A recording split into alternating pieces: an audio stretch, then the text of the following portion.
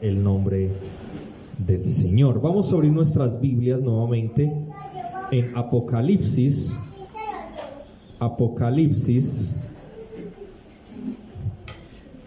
capítulo 3, versículo 1, donde estamos hablando de la iglesia de Sardis, y habíamos iniciado, y quiero que por favor me ayuden allí, ahí aparece Sardis, para que vamos viendo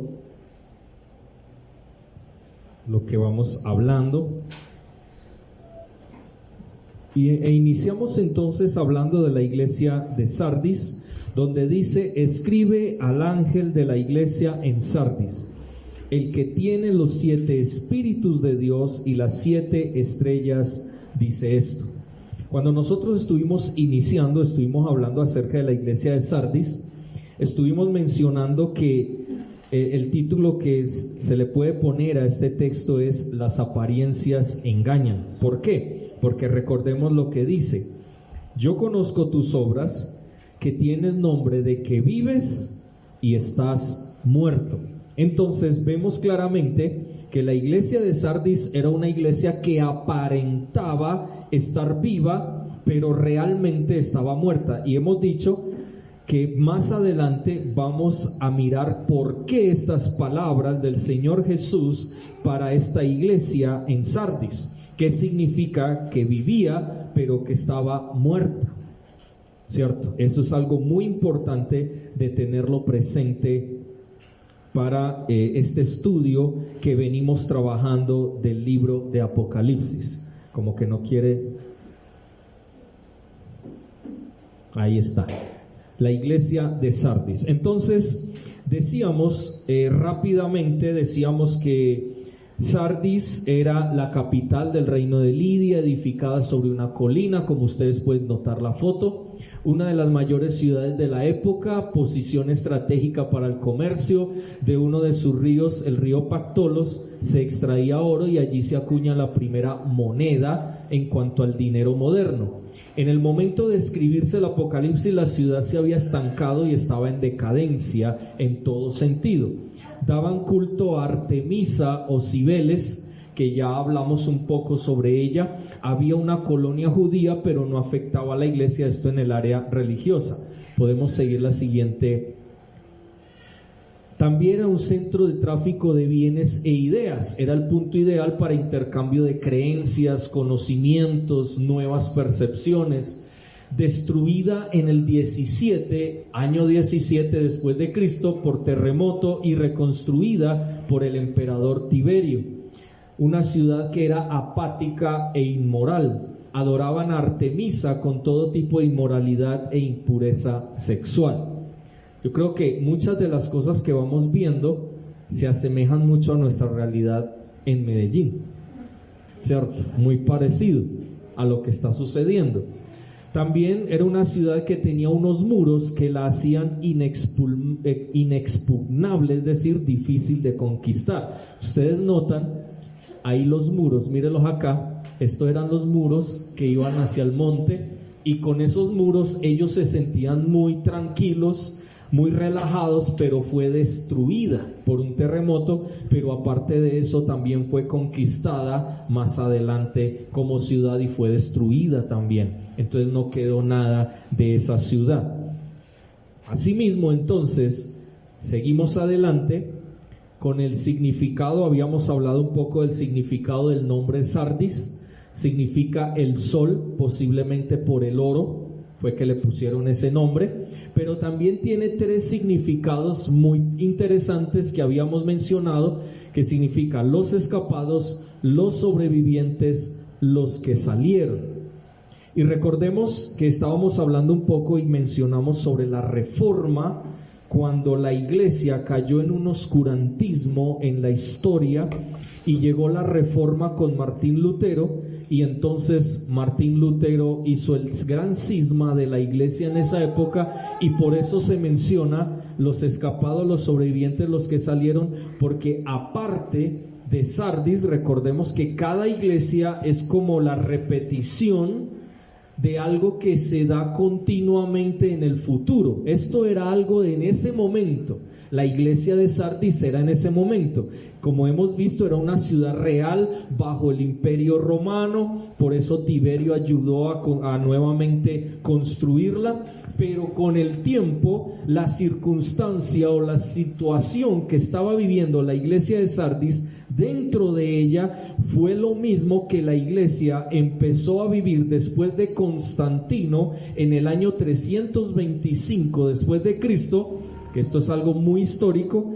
Nos habla claramente de que la iglesia, al unirse al Estado, comenzó a dañarse, comenzó a pervertirse moralmente y en todos los sentidos, y comenzaron a buscar más la parte económica, y por eso habían indulgencias y habían un sinnúmero de cosas que Dios no había establecido en su palabra. Entonces se apartaron totalmente de Dios, y al apartarse totalmente de Dios era una iglesia paganizada en esa época.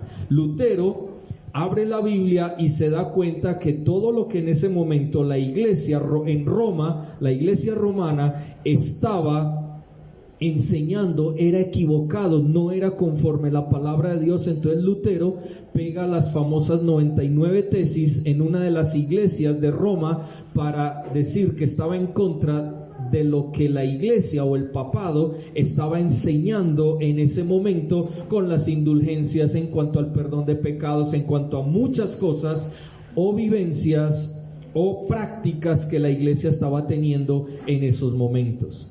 Y entonces, como yo les decía, Lutero no quería salirse de la iglesia, pero lo sacaron, precisamente por esas 99 tesis.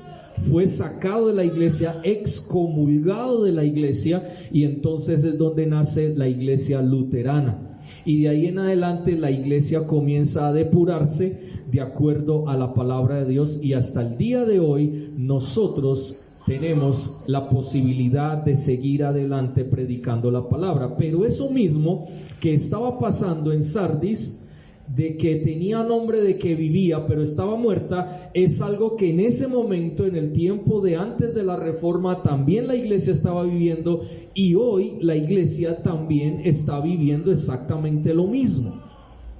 Por eso decíamos que todo lo que se habla a las iglesias pasó en ese momento, en un momento específico, pero es algo que continuamente a la iglesia le ha estado pasando durante los siglos, desde que fue fundada por el Señor Jesucristo en la cruz del Calvario, con su sangre preciosa y su muerte.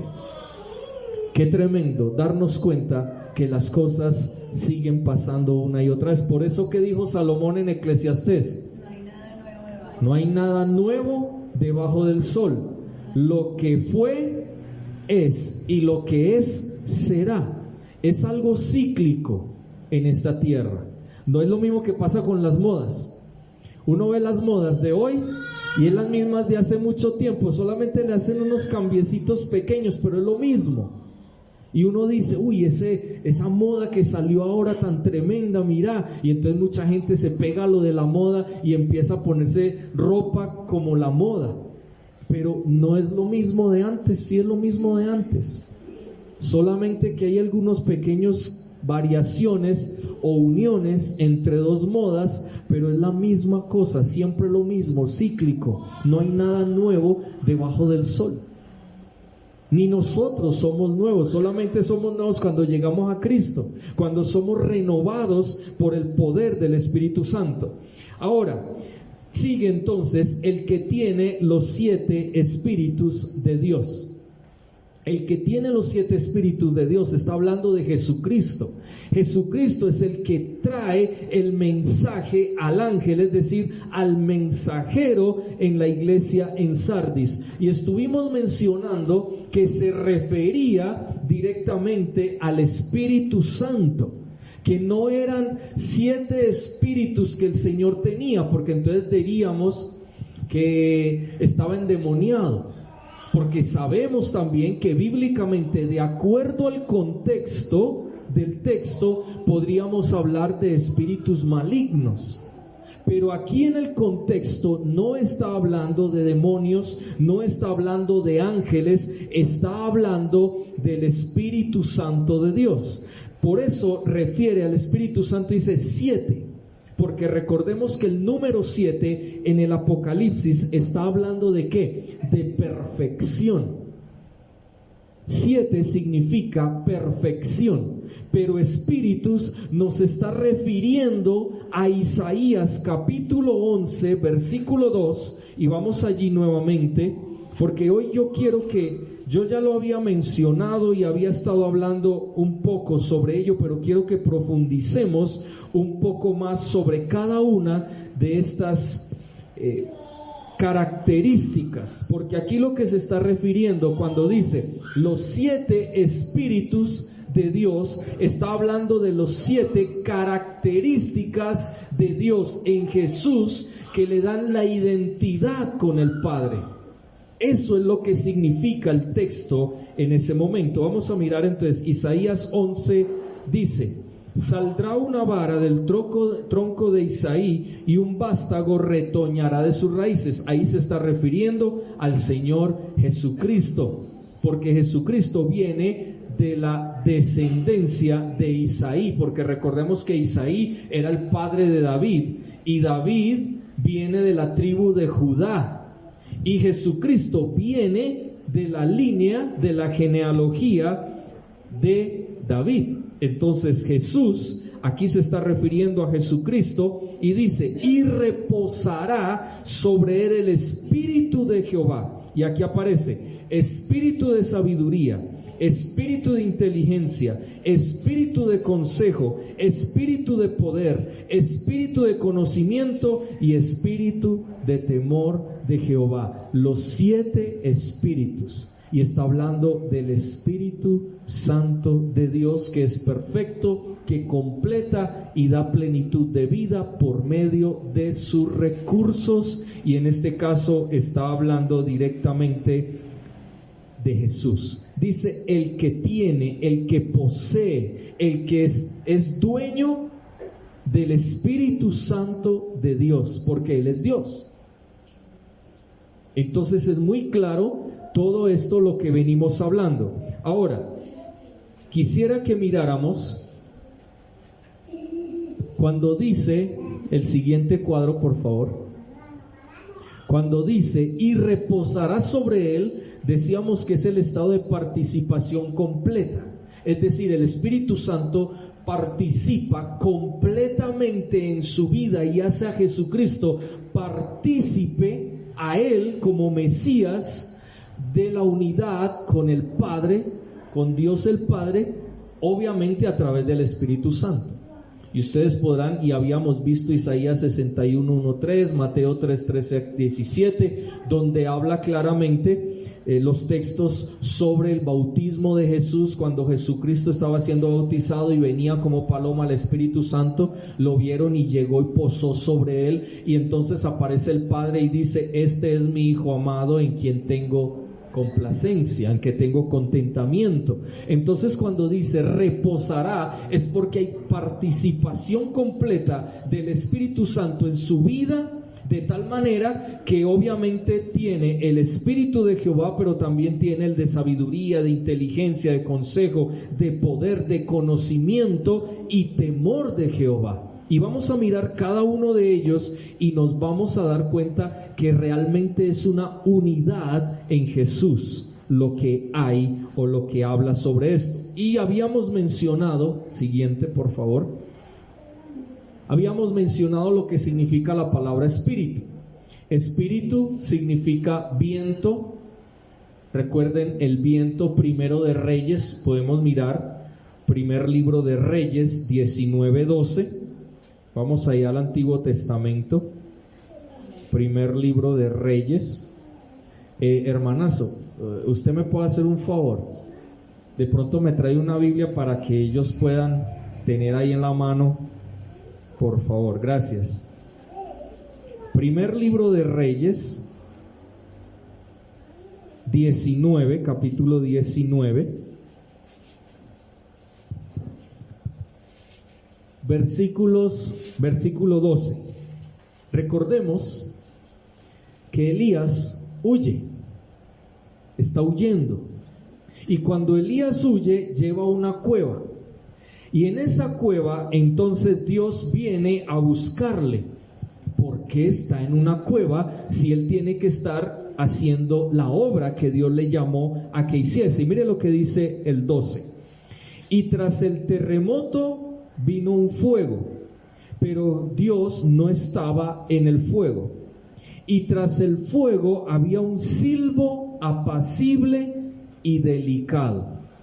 Había un silbo apacible, es decir, había un viento que era suavecito, y ahí estaba la voz de Dios. No estaba en el terremoto, no estaba en el fuego, en las cosas grandes, en las cosas sobrenaturales.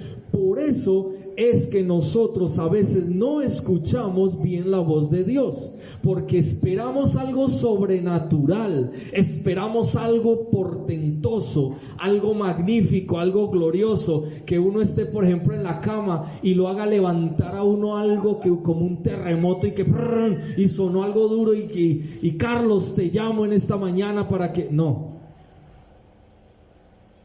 O de pronto llega el fuego y otra cosa también muy fuerte, y llegó el fuego, y en medio del fuego, así como en la zarza ardiente que le correspondió a Moisés, entonces esperamos, Señor, así esa experiencia de Moisés, yo también quiero que me hables como le hablaste a Moisés. Pero como no escuchamos el fuego, no vemos el fuego, no vemos esa señal del cielo, entonces nosotros decimos que Dios no nos ha hablado. Pero llegó un viento muy apacible, muy suave, donde empezó a llamarlo: Jorge, Juan Fernando, soy yo. Y por allá abriendo medio un ojito, ¿quién me llama? No, nadie me está llamando, me lo imaginé. Así nos pasa. Queremos cosas sobrenaturales, que vengan cosas fuertes para nosotros decir: el Señor me habló. Y entonces hasta con lágrimas decimos: el Señor me habló, Dios me habló, qué bendición, y lloramos. Pero como no escuchamos ese viento apacible, porque nosotros estamos esperando algo diferente. Y a veces el viento apacible es una persona que viene y nos dice lo que Dios quiere que hagamos. Pero nosotros decimos: no, es que eso no es de Dios. Es que yo esperaba algo diferente, es que no. O viene la palabra de Dios y una predicación y el Señor te habla y te está diciendo: eso es para ti. Y tú dices: no, eso es para todos, eso no es para mí. Así somos. Dios quiere hablarnos y Dios continuamente nos está hablando, pero nosotros estamos esperando cosas gloriosas, cosas, mejor dicho, que realmente sintamos y veamos, experimentemos que eso es de Dios. Tremendo, ¿no? Vuelvo y lo digo: lo que fue, es, y lo que es, será. Seguimos igual. En estos días mi esposa y yo, teniendo nuestro tiempo con el Señor, hablábamos sobre eso. El pueblo de Israel vivió lo que nosotros estamos viviendo hoy. Un pueblo terco, duro de corazón, que Dios le habla, pero no importa, seguimos con la idolatría, seguimos con nuestros dioses, seguimos afanados en otras cosas, pero no buscamos al Señor en nuestra vida. No hacemos la voluntad de Dios, no obedecemos, porque según nosotros, Dios no nos ha dicho nada, Dios no nos ha hablado nada. Porque queremos señales del cielo que caigan poderosamente sobre nuestra vida para entonces decir: ay, sí, el Señor me habló. Ahora sí entiendo que el Señor me habló. Entonces miren, claramente significa viento. Por otro lado, elemento de vida. Recordemos en Génesis 2:7 que el Señor sopló aliento de vida sobre el hombre, y obviamente el hombre fue ¿qué? Un ser viviente. Eso habla de espíritu. También hablamos de un conocimiento vacío. Job 15, vamos a Job 15. No nos vamos a detener ahí en lo de Génesis 2:7 porque eso es lo que conocemos. Job 15:2. Y he querido que profundicemos un poco más sobre esto porque lo hablé hace 15 días, pero quería profundizar un poco más para que podamos comprender muy bien que lo que estamos hablando no es simplemente palabrería, sino que es la verdad.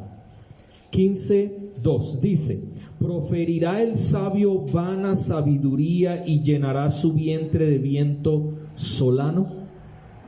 Es decir, cuando hablamos acá está ese viento, dice, y llenará su vientre de viento solano. Eso lo compara con la vana sabiduría. Por eso antes dice, proferirá el sabio vana sabiduría. Cuando dice vana sabiduría, está hablando de un conocimiento que es vacío, que no sirve para la vida, que lo único que hace es apartarte más y más de la voluntad de Dios para tu vida, para mi vida. Por eso las ideologías, las filosofías humanas hoy lo que están haciendo es teniendo un conocimiento totalmente vacío. Recordemos ese video que les envié en estos días, donde había un locutor que llama a un señor y dice que él era un perro husky siberiano. Y el locutor le decía, él dijo, pero usted está loco, ¿cómo se le ocurre? Entonces empezó a interrogarlo y le decía, ¿por qué dices tú que eres un perro si tú naciste humano? Y le decía, sí, yo nací humano, pero yo hoy soy, porque así lo creo, porque así lo pienso, y prácticamente soy un perro siberiano. Entonces él le decía, pero porque es absurdo. Y él le decía, no, pero ¿cómo así que absurdo? No, es que usted tiene que aceptar lo que yo estoy diciendo que soy. Y él decía, pero ¿cómo lo voy a aceptar si tú mismo estás diciendo que naciste humano? Entonces ya el locutor estaba como un poquito molesto, como maluco, y entonces le va diciendo al Señor, bueno, entonces yo te pregunto, si tú eres verdaderamente un perro, ¿tú por qué me hablas? Si un perro no habla, muéstrame que un perro habla. Un perro no habla, un perro ladra. Entonces ladre, comience a ladrar. En vez de estar hablándome, ladre. Inmediatamente ese señor se quedó callado, porque era la verdad, era lógico. ¿Cómo va a decir un ser humano que es un perro y que los demás lo traten como un perro? Y el mismo locutor le hacía ver que lo que él estaba diciendo era absurdo. Y hermano, estamos en una sociedad con un conocimiento tan vacío, pero lo más triste es que las leyes que se están aprobando en nuestros países, en el mundo, es precisamente basados en un conocimiento totalmente absurdo, en un conocimiento vacío, en ideas que los hombres tienen en sus mentes, pero que no son verdad. Es lo mismo que pasa con la ideología de género y con otras ideologías. Cuando uno sabe que genéticamente es imposible que un hombre sea mujer y que una mujer sea hombre. Es muy diferente cuando dices que yo creo que soy, pero no es. Puede pensarlo, puede decir, es que yo estoy en un cuerpo que no es el mío. ¿Quién dijo eso? Lo que pasa es que con la rebelión humana que va en contra de los principios de la palabra de Dios, es que se está dando todo este conocimiento vacío y la gente está en absurdos y metidos en cuentos que no son de Dios. Dios hizo hombre y mujer, nada más. Hizo los animales, pero diferentes al ser humano. ¿Cómo puede ser un ser humano que es un animal? Pero como la teoría de la evolución, ustedes recordarán en los colegios cuando uno le enseñaban y le decían a uno, mire, la teoría de la evolución, que nosotros venimos del mono. Ahí está la respuesta.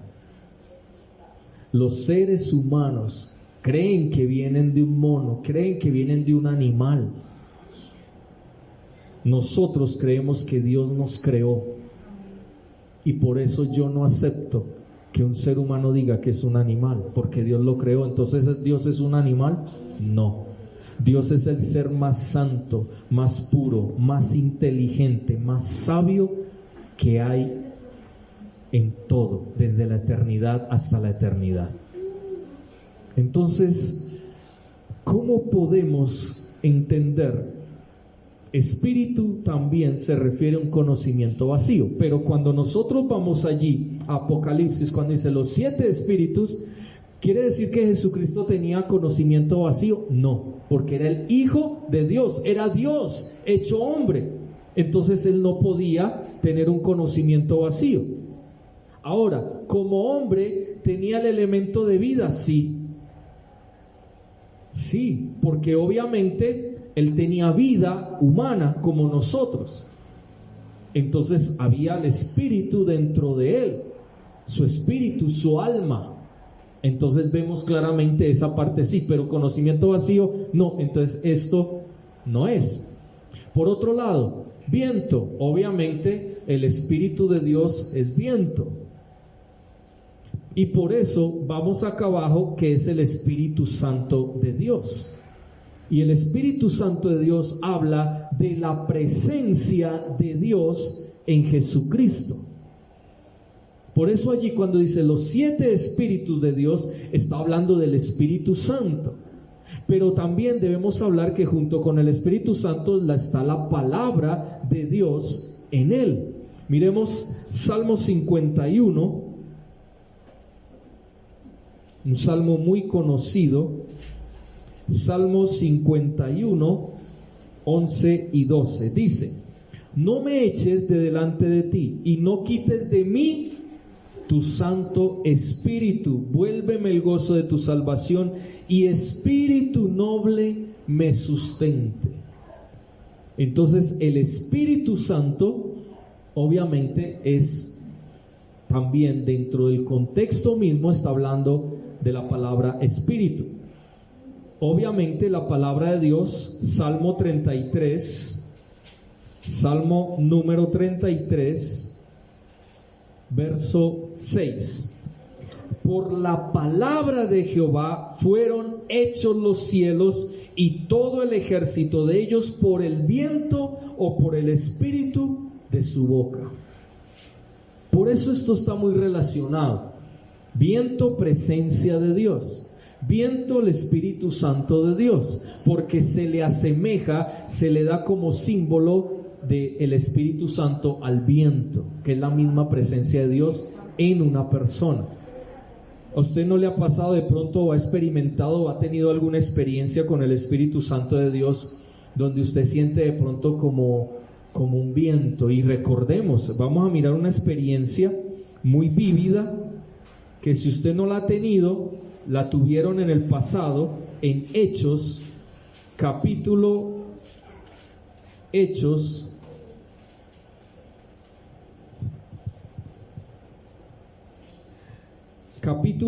dice: cuando llegó el día de Pentecostés, estaban todos unánimes juntos, y de repente vino del cielo un estruendo como de un viento recio, un viento recio. Entonces, cuando nosotros vemos esto, vemos claramente que viento simboliza o significa la presencia de Dios en la vida de las personas.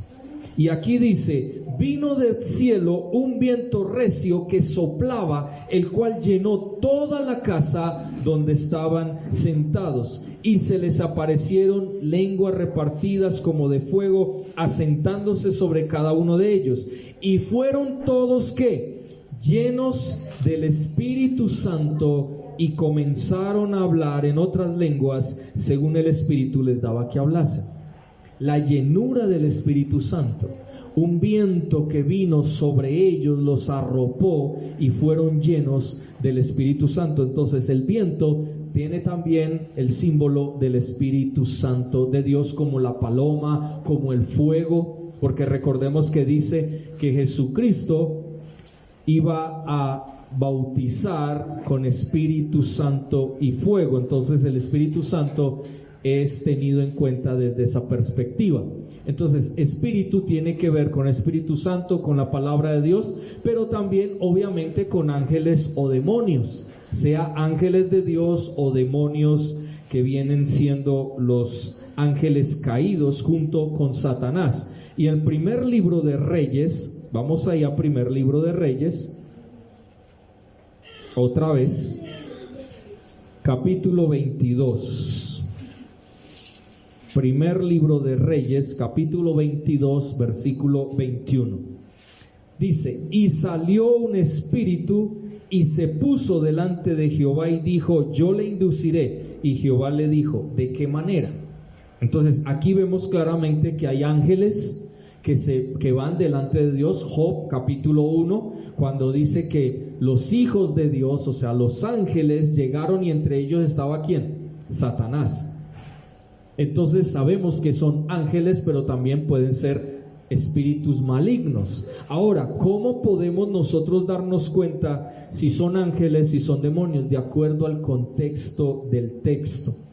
Yo aquí en Apocalipsis, capítulo 3, versículo 1, yo no puedo hablar de espíritus, ángeles o demonios, porque de acuerdo al contexto se nos está hablando de que es Jesucristo quien tiene en su corazón. Los ángeles no están fuera del corazón, porque los ángeles son seres espirituales fuera.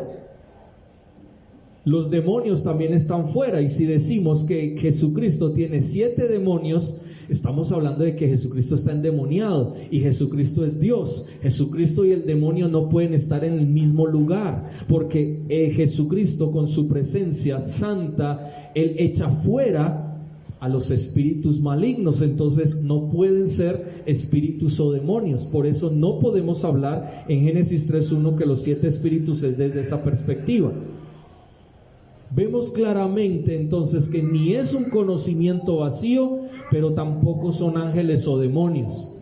Pero sí debemos dejar claro algo, que espíritu también habla de capacidad que tiene una persona, una característica de una persona, que es la capacidad y el poder para hacer cosas, para lograr objetivos en su vida, lo mismo que son las intenciones en el corazón o del corazón, el carácter de la persona y la mente que tiene la persona en su vida. Eso nos habla claramente de lo que significa para nosotros espíritu.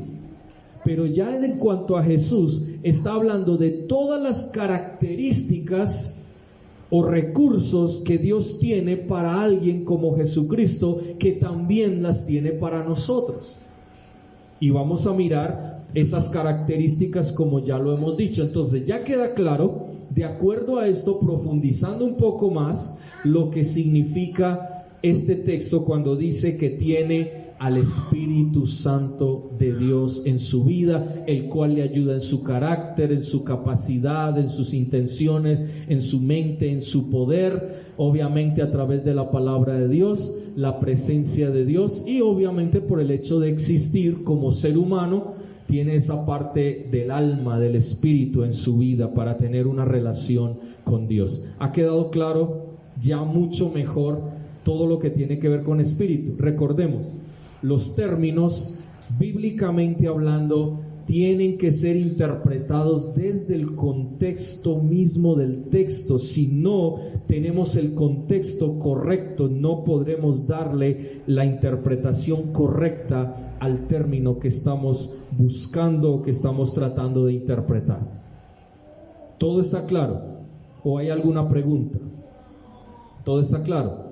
Muy bien. Entonces, de acuerdo a esto podemos decir, sigamos adelante, que claramente entonces lo que debemos decir de Jesús cuando dice que tiene los 7 espíritus es que Él tiene el Espíritu Santo de Dios en su vida, y aparte de eso le da la identidad de Dios en Él. Eso es lo que está diciendo. Él es Dios. Por eso posee, es el dueño del Espíritu Santo y Él lo da a su iglesia. Y es importante tener en cuenta esto para poder ir a mirar. Yo conozco tus obras, que tienen nombre de que vives, pero estás muerto. Porque eso implica de que una persona dice que está viva, dice que es cristiana, y si dice que es cristiana, también tiene el Espíritu Santo de Dios en su vida, porque Jesucristo, el que tiene, el dueño del Espíritu Santo, lo ha repartido a nuestras vidas. Y si tenemos el Espíritu Santo de Dios en nosotros, no tendría por qué la iglesia estar muerta. No tendríamos en nuestra vida por qué estar muertos, porque el Espíritu Santo lo que hace es dar vida. ¿Ven por qué es tan importante entender lo que es o significa lo que el Señor Jesús está diciendo a la iglesia en Sardis? Para poder entonces entender cómo así que vivo y está muerto. Si tiene el Espíritu Santo de Dios, debería estar viva, pero si está muerta, entonces ¿cómo así? ¿Qué podemos entender por esta circunstancia para nosotros? Y eso es lo que vamos a escudriñar, pero no sin antes recordar que el Espíritu Santo en Jesús llega y le da, dice en Isaías 11:2, volviendo allí, Espíritu de Jehová. Cuando habla de Espíritu de Jehová, está hablando de que Jesús es la misma persona de Dios. Él y Dios son uno. Él es Dios, en otras palabras. Y eso habla de que tiene los atributos del Padre. Jesucristo tiene los atributos del Padre. Él siempre busca una relación o intimidad con el Padre, y es un ser racional que tiene emociones y voluntad. Y recordemos que dice la palabra de Dios que Dios nos creó a su imagen y semejanza. Es decir, Dios nos hizo seres racionales, emocionales y tenemos voluntad. Es decir, debemos tomar decisiones en nuestra vida. Eso hace que Jesucristo sea Dios, pero también, obviamente, como hombre, tiene las mismas virtudes o los mismos atributos que tenemos nosotros como seres humanos. Pero por otro lado, está hablando de su esencia, es decir, perfecciones que Jesucristo poseía. Eso habla de las perfecciones de Jesucristo, que son permanentes, que no varían, que se identifican en la realidad con su existencia o su naturaleza divina, porque recordemos que Jesús es Dios. Sí. Pastor, yo tengo dos preguntas. Jesucristo, cuando estuvo acá en la tierra, ¿solo obtuvo el Espíritu Santo en el momento de bautizarse o desde siempre, desde el momento en que nació? Y la otra es, en el momento en que él se bautizó, que se escuchó una voz desde el cielo que dijo: este es mi hijo amado, en quien yo tengo complacencia. ¿Quién la escuchó? ¿Solo la escuchó él y Juan el Bautista o todos los que habían ahí? Todos los que estaban ahí. Yo te respondo las dos, pero de abajo hacia arriba. Okay. Es decir, la segunda es que Dios, y vamos a mirar ahí, de hecho, creo que Pedro es uno de los que menciona esa circunstancia más adelante, donde dice que él escuchó y que varios escucharon de los que estaban ahí. El bautismo de Jesús, Mateo capítulo 3.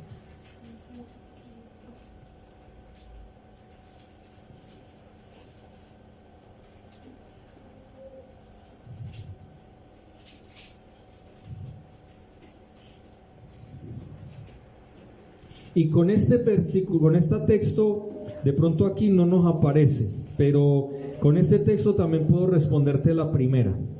Dice: mas Juan se le oponía diciendo: yo necesito ser bautizado por ti, y tú vienes a mí. Pero Jesús le respondió: deja ahora, porque así conviene que cumplamos toda justicia. O sea, Jesucristo realmente, como Dios que era, no necesitaba que el Espíritu Santo viniera sobre Él, porque Él era Dios. Él tenía el Espíritu Santo de Dios como Dios que era. Pero aquí Él se vuelve hombre, y como hombre era necesario cumplir toda justicia. Él no necesitaba bautizarse, Él no necesitaba hacer nada de lo que hizo, pero Él lo hizo por amor a la humanidad.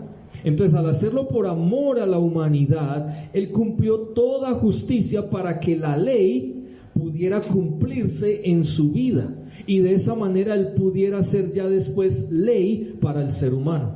Es decir, Él es el único que condena, Él es el único que salva.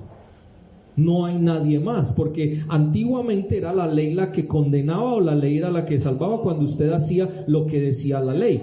Pero ahora debemos hacer lo que Cristo nos dice que hagamos, porque esa es la ley para nosotros ahora, en la gracia. Porque a veces la gente piensa, no, es que la ley se fue abolida, fue quitada, entonces ahora estamos bajo la gracia, entonces ya no tenemos ley que nos condene. No, momentico, es que Jesucristo cumplió la ley.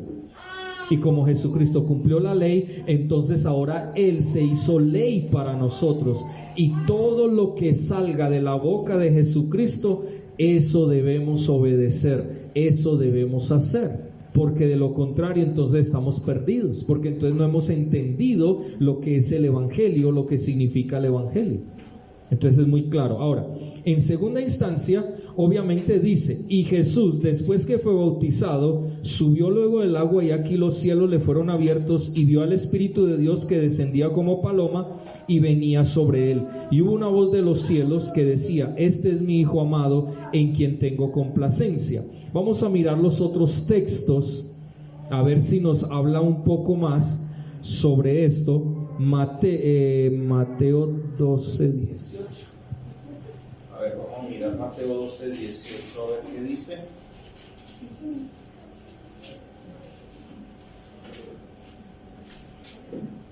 No, ese Mateo 12, 18 no. Mateo 12, 18, vamos a mirar las otras. Marcos 9, 7. Vamos a ver Marcos 9, 7.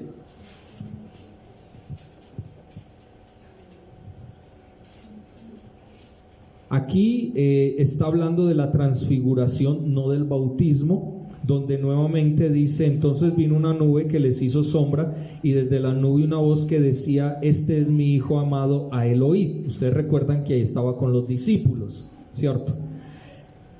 Miremos otro, vamos a mirar más del bautismo de Jesús, Lucas. Vamos a Lucas para mirar también el bautismo de Jesús. A ver si ahí nos dice más específicamente sobre esta parte de que habían más personas allí. Bueno, Lucas tampoco nos lo determina, solo dice que está bautizando, se abre el cielo, desciende el Espíritu Santo sobre él en forma corporal como paloma, y vino una voz del cielo que decía, tú eres mi Hijo amado, en ti tengo complacencia. Vamos a mirar Juan, a ver si Juan, si de pronto nos especifica, pero creo que de acuerdo al contexto uno podría decir que, aunque Jesús pudo haber visto la visión, pero parece ser que la voz que se escuchó, sí la escucharon los que estaban ahí junto con él. No sabemos la voz si fue muy audible, muy dura para que todo el mundo la escuchara, o solamente había un grupo más pequeño y ellos pudieron escucharla. Vamos a mirar aquí en Juan capítulo 1.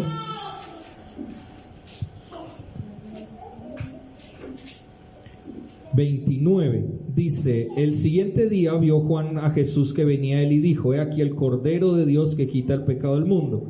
Este es aquel de quien yo dije, después de mí viene un varón, el cual es antes de mí porque era primero que yo. Y yo no le conocía, mas para que fuese manifestado a Israel, por esto vine yo bautizando con agua. También dio Juan testimonio diciendo, vi al Espíritu que descendía del cielo como paloma. O sea que no solamente Jesús lo vio, sino Juan el Bautista también. Es posible que otras personas también lo hayan visto. Y dice, y permaneció sobre él, y yo no le conocía, pero el que me envió a bautizar con agua, aquel me dijo, sobre quien veas descender el Espíritu y que permanece sobre él, ese es el que bautiza con el Espíritu Santo. Y yo le vi y he dado testimonio de que este es Hijo de Dios. Bueno, aquí tampoco nos muestra claramente que ellos, todos los que estaban ahí, escucharon. Sin embargo, de acuerdo a lo que vemos en la transfiguración, de que estaban los discípulos ahí y escucharon que dijo, a él oíd, entonces era lógico que hubiera un testimonio de parte de Dios delante de todos los que estaban reunidos, escuchar la voz de que dijera, este es mi Hijo amado en quien yo tengo complacencia, para corroborar, uno, las profecías, dos, lo que Juan el Bautista mismo estaba pregonando de que él, porque mire lo que dice acá cuando dice, he aquí el Cordero que quita el pecado. Y aquí, después de eso, vemos claramente que la gente quedó poniendo su mirada en Jesús cuando Juan lo señala y dice, este es el Cordero que quita el pecado del mundo. Entonces la gente volteó a mirar, este es el Cordero, entonces vieron a Jesús. Y cuando se bautiza y viene el Espíritu Santo en forma de paloma, era algo visible, o debía ser algo visible, y el testimonio del Padre para decir, este es mi Hijo amado. O sea, si la gente no hubiera escuchado eso, si solamente lo hubiera visto Jesús, ¿cuál era el testimonio de que Él era el Hijo de Dios? De que era el Mesías. De pronto no lo había. Y Juan el Bautista, este Juan sí es mentiroso, este hombre ¿qué va a hacer? No, él había proclamado y lo había dicho, este es el Cordero, este es el que, y por eso Juan le dice, tú vienes a mí, yo soy el que debo ser bautizado por ti, no yo. Entonces la gente estaba viendo todo lo que estaba sucediendo alrededor.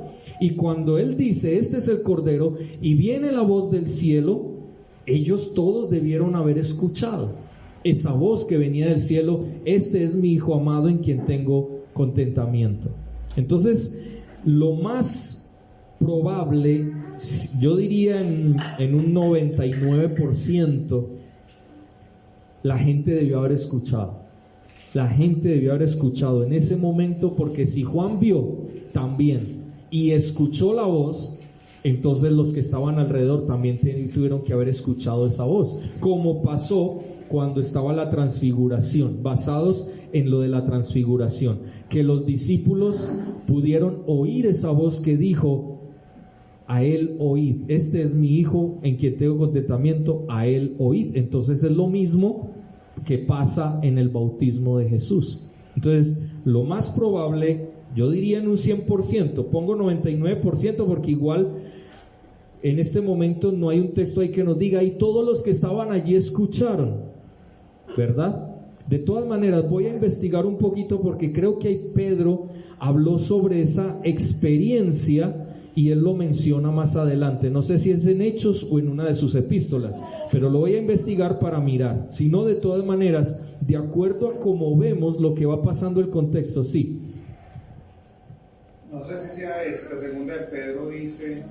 Segunda de Pedro 1:17, pues cuando es recibido de Dios Padre honra y gloria, le fue enviada desde la magnífica gloria una voz que decía, este es mi Hijo amado, en el cual tengo complacencia. Y nosotros oímos esta voz enviada del cielo cuando estábamos con él en el monte santo. Ese es el texto que yo les decía. Ahí está hablando de la transfiguración. Sin embargo, también tenemos que tener en cuenta que en el bautismo la misma voz dijo lo mismo. Entonces, por eso decimos claramente, haciendo la comparación del bautismo con la transfiguración, ahí podemos hablar claramente que los dos eventos, aunque distintos, sin embargo hubo la voz del cielo. Entonces la gente que estaba ahí sí escuchó la voz del Padre cuando decía, este es mi Hijo amado en quien tengo contentamiento, porque era el testimonio del cielo para que la gente que estaba en ese momento ahí escuchara y se diera cuenta que él era el Mesías que había sido enviado. De hecho, recordemos que de ahí Juan el Bautista les dijo a sus discípulos, vayan con él, porque él es el Mesías. Y ya entonces ellos empezaron a seguir a Jesús. Entonces es muy claro. Gracias, Juanfer, por el dato. Primera de Pedro fue.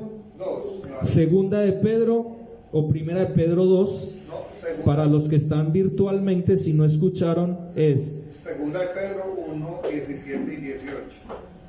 Segunda de Pedro, capítulo 1, versículo 17 y versículo 18, para los que están allí conectados en esta mañana. Entonces, vemos claramente, cuando dice que el Mesías o Jesucristo tenía el Espíritu de Jehová, es porque era la misma persona de Dios, su esencia, o sea, tenía la esencia del Padre, también tenía el nombre de Dios. Ustedes recordarán cuando Jesucristo vienen por él en el Getsemaní y dicen, ¿quién es Jesús de Nazaret? Y él dice, yo soy. Ahí mismo cayeron de rodillas. Ese yo soy está hablando de su nombre. Seré el que seré, es decir, quién fue, quién es y quién será eternamente, de acuerdo a Éxodo capítulo 3 versículo 14.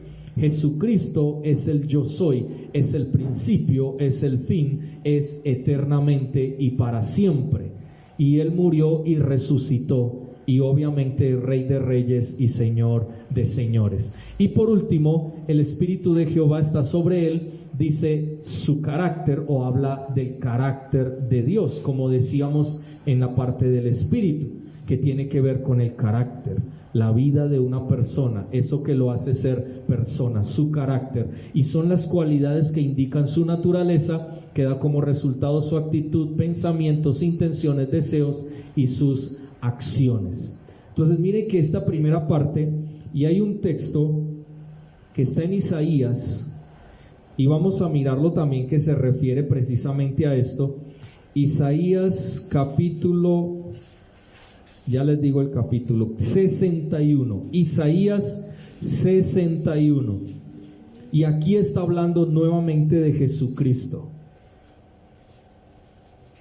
Dice, el Espíritu de Jehová el Señor, nuevamente, Espíritu de Jehová el Señor está sobre mí, es decir, sobre Jesús, porque me ungió Jehová, me ha enviado a predicar buenas nuevas a los abatidos, a vendar a los quebrantados de corazón, a publicar libertad a los cautivos, a los presos apertura de la cárcel, a proclamar el año de la buena voluntad de Jehová y el día de venganza del Dios nuestro, a consolar a todos los enlutados, a ordenar que los afligidos de Sión se les dé gloria en lugar de ceniza, óleo de gozo en lugar de luto, manto de alegría en lugar del espíritu angustiado, y serán llamados árboles de justicia, plantío de Jehová para gloria suya. Y vemos por qué, cómo así que se refiere a Jesús. Aquí hay una referencia y nos manda a Mateo capítulo 11. Vamos al Nuevo Testamento.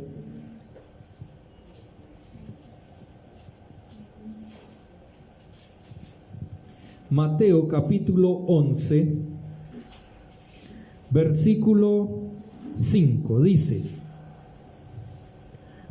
vamos a mirar desde el 1. Cuando Jesús terminó de dar instrucciones a sus 12 discípulos, se fue de allí a enseñar, a predicar en las ciudades de ellos. Al oír Juan en la cárcel los hechos de Cristo, le envió 2 de sus discípulos para preguntarle, ¿eres tú aquel que había de venir o esperaremos a otro? Respondiendo Jesús le dijo, id y haced saber a Juan las cosas que oís y veis. Los ciegos ven, los cojos andan, los leprosos son limpiados, los sordos oyen, los muertos son resucitados, y a los pobres es anunciado el Evangelio. Ahí está, el Espíritu de Jehová el Señor está sobre mí, porque me ungió Jehová, me ha enviado a predicar buenas nuevas a los abatidos, a vendar los quebrantados de corazón, a publicar libertad a los cautivos y a los presos apertura de la cárcel. Ahí vemos claramente el cumplimiento de esa profecía. También Lucas capítulo 7.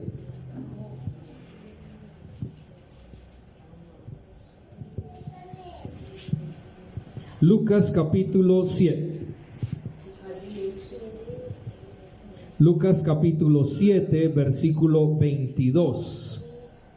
Nuevamente dice, y respondiendo Jesús y les dijo, id, haced saber a Juan lo que habéis visto y oído. los ciegos ven, los cojos andan, los leprosos son limpiados, los sordos oyen, los muertos son resucitados y a los pobres es anunciado el Evangelio. Es muy clara la palabra de Dios en ese sentido. Y también Lucas capítulo 4, versículo 16.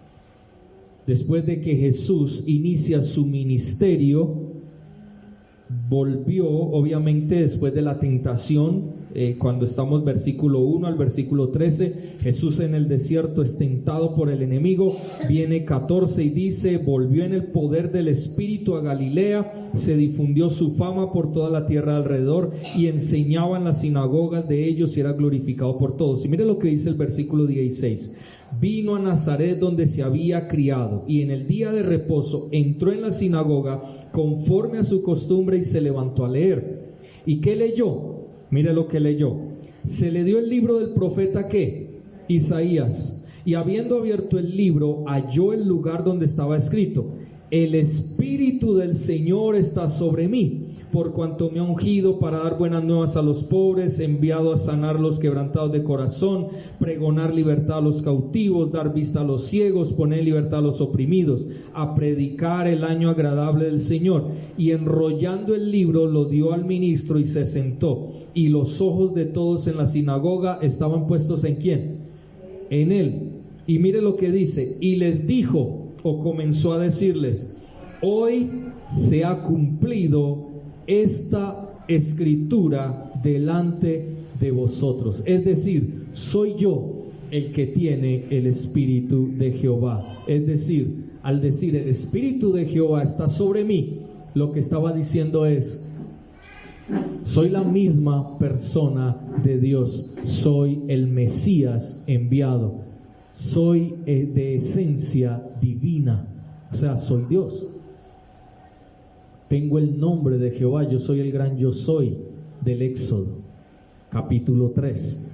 Y obviamente tiene el carácter del Padre en su vida. Entonces, volviendo a Apocalipsis en esta mañana, y ya que hemos profundizado un poco más en cuanto a esta primera parte, nos damos cuenta entonces que aquí lo que Jesús está diciendo: yo soy el que tengo el Espíritu de Jehová sobre mí, en mí. Por eso la iglesia de Sardis no tiene excusa delante de Dios, porque Él conoce, porque Él sabe, y eso lo vamos a ir profundizando más cuando miremos las otras partes que había mencionado de una forma muy rápida, pero que me he detenido un poco más en ellas para que podamos entender y comprender lo que Jesús está diciendo de sí mismo y el por qué la iglesia de Sardis no estaba cumpliendo con lo que Dios le había estipulado a través de su palabra.